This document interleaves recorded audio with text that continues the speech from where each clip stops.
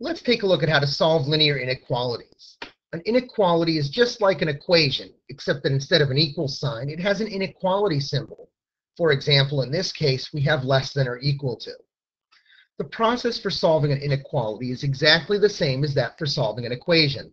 For that reason, sometimes people accidentally refer to inequalities as equations, but in mathematics, they're really quite different. An equation has an equal sign, a specific value, and an inequality will give you a range of values. In order to solve an inequality, all you really need to be able to do is solve an equation. Let's suppose example 1 was an equation. 5x plus 4 equals 11 minus 2x. To solve this equation, I would begin by adding 2x, and that would give me 7x plus 4 equals 11. Then I would subtract 4 from each side, and I'd be left with 7x equals 7. Divide both sides by 7, and I'm left with x equals 1. To solve the inequality is really the same exact process. The first thing I'll do is add 2x to both sides. Notice that's exactly what I did when I solved the equation. That leaves me with 7x plus 4 less than or equal to 11. Next, I'll subtract 4 from each side. That leaves me with 7x is less than or equal to 7. Notice what I'm doing on the right is exactly what I did on the left for the equation. The only difference is I have the red less than or equal to symbol instead of an equal sign. Divide both sides by 7, x is less than or equal to 1.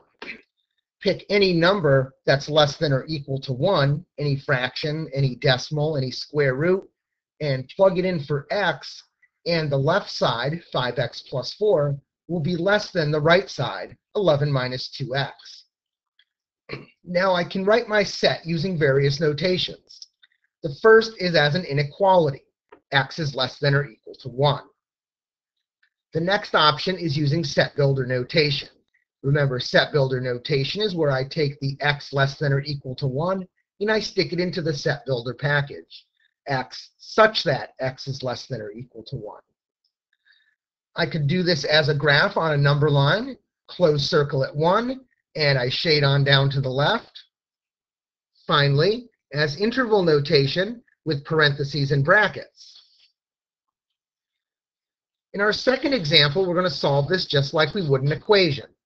We'll begin by using the distributive property. Once we've used the distributive property, we'll now combine like terms. We have our 4x and our minus 8x. That gives us negative 4x minus 16 is less than 0. Add 16 to both sides. Negative 4x is less than 16. Finally, I'll divide both sides by negative 4. Now remember, when you divide by a negative number, you have to flip the inequality symbol. And so I'm left with x is greater than negative 4. Now let's write our possible solutions using the different notations. We already have the inequality, x is greater than negative 4. Set builder, we simply take that inequality and put it in the set builder package, x such that x is greater than negative 4. We can do our number line, open circle at negative 4, and we shade on to the right where it's greater. And finally, using interval notation from negative 4 up to infinity. Notice the negative 4 has a parenthesis because it's an open circle. It does not include negative 4. What does this mean? Once again, choose any number that's in the shaded area of our number line. Any fraction, any decimal, any square root, anything at all. Plug it into the original inequality. The 2 times 2x minus 8 minus 8x. That will always be less than 0. Example 3 is for you to try. Please begin by solving the inequality and then come back and check your answer. Once you've checked your answer, then you can go back and write using the various types of notation. Please pause the video now and then come back once you've solved the inequality. Let's see how you did. The first thing I did was add 1 to each side to give me 2x is greater than 5 minus 1/2 x.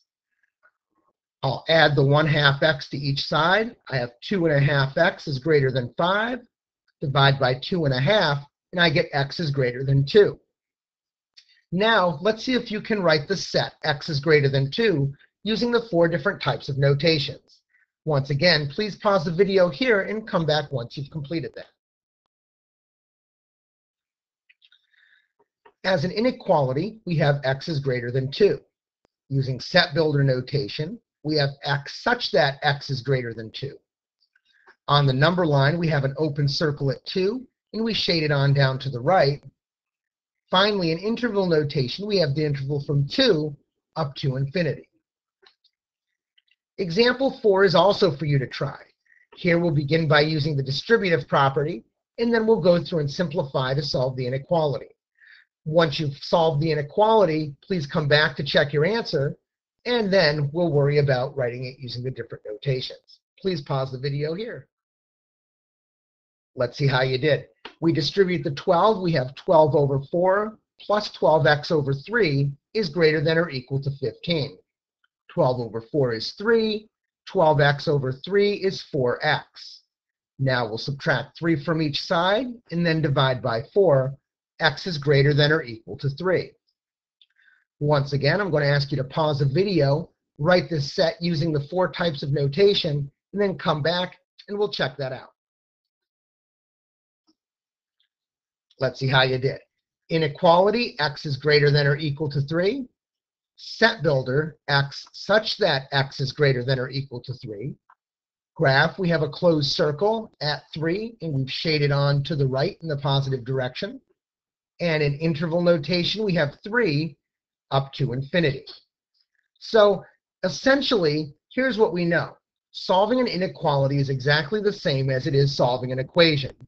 The only difference is if you have a negative number that you divide by, you're forced to flip the inequality symbol. We know that we can write our sets of inequalities using 4 different types of notations: inequality, set builder, graph, and interval. This is everything you need to know about solving basic linear inequalities.